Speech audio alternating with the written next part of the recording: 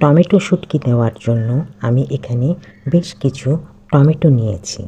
Tomato শুটকি দেওয়ার প্রথম শর্ত হচ্ছে প্রত্যেকটা টমেটোর ড্রেনেজ ব্যবস্থা করে দেওয়া, যেন টমেটোর পানিগুলো খুব সহজে বের হয়ে যায়। প্রত্যেকটা টমেটোর দুই বিপরীত দিকে ছুরি দিয়ে কেটে দিতে হবে। পরে টমেটোগুলো 2 খণ্ড করে কেটে নিতে হবে।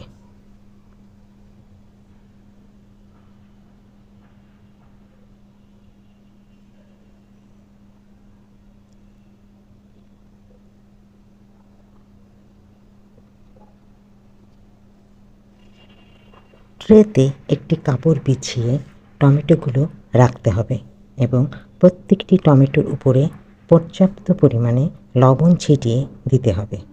তারপর কড়া রোদে 5 দিন শুকাতে হবে।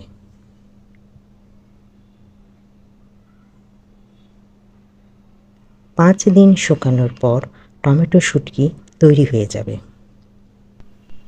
এই টমেটো শুটকি 1 বছর পর্যন্ত সংরক্ষণ করা যাবে। টমেটো শুটকি আমরা তাজা টমেটো যেভাবে খাই সেভাবে খাওয়া যাবে। তরকারি ও পিজাতে দিলে স্বাদের কোনো পরিবর্তন হবে না। টমেটো শুটকি তৈরি করতে আমার তো খুব ভালো লেগেছে। আপনাদের দেখতে কেমন লাগলো?